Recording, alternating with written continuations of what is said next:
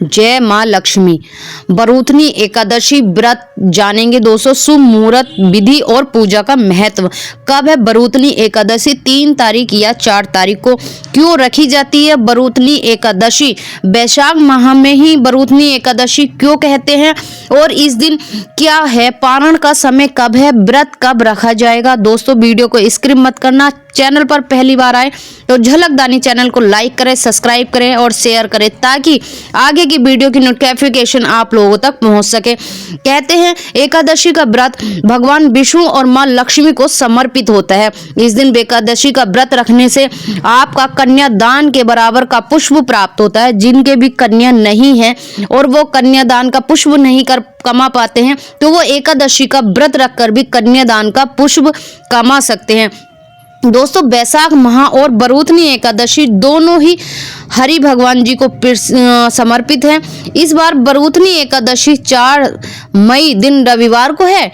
धार्मिक मान्यता है हिंदू धर्म में कि बरूथनी एकादशी का व्रत करने से कन्यादान करने का समान पुष्प प्राप्त होता है। एकादशी व्रत से जुड़ी जानकारी आपको वैशाख माह से कृष्ण पक्ष की, शुक्ल पक्ष की हर प्रकार की एकादशी का महत्व क्यों मनाई जाती है, वैशाख की एकादशी को बरूथनी एकादशी क्यों कहते हैं। वैशाख माह के कृष्ण पक्ष की एकादशी तिथि को बरूथनी एकादशी का व्रत किया जाता है। इस बार बरूथनी एकादशी 4 मई दिन रविवार को है। इस दिन भगवान विष्णु के संग मां लक्ष्मी की पूजा की जाती है और बरूथनी एकादशी व्रत की कथा का श्रवण किया जाता है।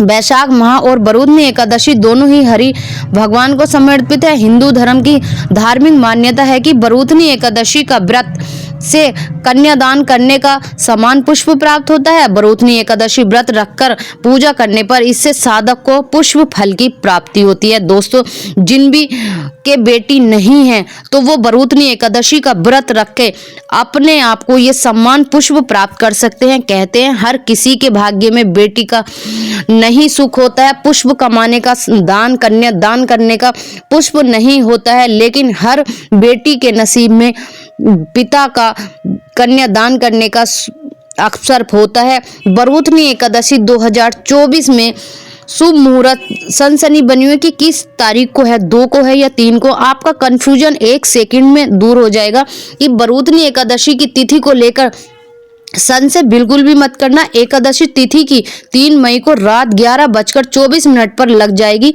वही एकादशी तिथि का समापन 4 मई को रात 8:38 पर होगा। उदय तिथि होने के कारण बरूथनी एकादशी का व्रत 4 मई 2024 दिन शनिवार को रखा जाएगा। बरूथनी एकादशी पूजा का समय, शुभ समय कब है दोस्तों? नोट कर लीजिए और ध्यान से सुनना। 7:18 से लेकर सुबह 8:58 तक। वहीं बरूथनी एकादशी व्रत पारण करने का सही समय होगा 5 मई दिन रविवार को सुबह 5:38 से शुरू होकर 8:17 तक रहेगा। ये पारण का समय है दोस्तों। बरूथनी एकादशी पर बन रहा योग और ये संजोग देखेंगे कि आप किस समय का है। बरूथनी एकादशी पर इंद्र योग और तीर्ण पुष्कर योग का निर्माण हो रहा है। ज्योतिष शास्त्र के अनुसार इंद्र योग के प्रभाव से व्यक्ति ज्ञानी और सफल राजनीतिज्ञ होने के साथ साथ बलिष्ठ भी होता है। इसके साथ ही करियर में भी तरक्की के रास्ते खुल जाते हैं। वही पुष्कर योग में यदि कोई शुभ काम किया जाए तो उसका फल 3 गुना बढ़ जाता है। ये बहुत ही अच्छा योग है। अगर इसमें आप कोई भी कार्य, शुभ कार्य करते 3 गुना फल बढ़ जाता है। बरूथनी एकादशी पर पूर्ण भागप्रदा और उत्तर भागप्रदा नक्षत्र के सहयोग बन रहे हैं जो मांगलिक कार्य के लिए ये दोनों नक्षत्र शुभ माने जाते हैं। इंद्र योग 3 मई 2024 में दिन शुक्रवार को दोपहर 2:19 से 4:24 तक का ये शनिवार का जो योग है वो बहुत ही शुभ है। ये शनिवार में 4 तारीख को आप 2-4 बजे तक का जो सुबह का 11:04 तक रहेगा।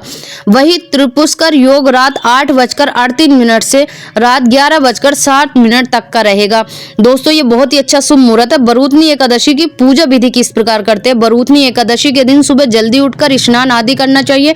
इसके बाद साफ वस्त्र धारण करके अपने घर के मंदिर में घी का दिया जलाना चाहिए। इसके साथ ही भगवान विष्णु की प्रतिमा का अभिषेक भी करें। इसके बाद भगवान विष्णु को वस्त्र आदि अर्पित करें और भगवान विष्णु की पूजा करें। विधि विधान से 7 पूजा और आरती करें। इस दिन चक्र, कमल, गधा एवं पीताम्बरधारी भगवान विष्णु की रोली, मोली, पीले चंदन, अक्षत्र, पीले पुष्प, तुरफल, मिष्टान आदि अर्पित कर धूप दीप की आरती उतारकर दीप दान करना चाहिए। बरूदनी एकादशी का महत्व क्या है? बरूदनी एकादशी का व्रत करने से व्यक्ति को भगवान विष्णु की कृपा प्राप्त होती है, साथ ही सुख समृद्धि की प्राप्ति होती है। पद्म पुराण के अनुसार बरूदनी एकादशी का व्रत करने से मनुष्य सब पापों से मुक्त हो जाता है।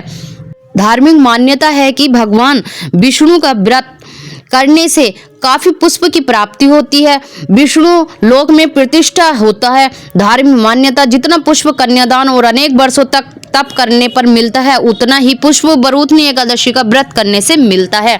आप एक व्रत करके देख लीजिए।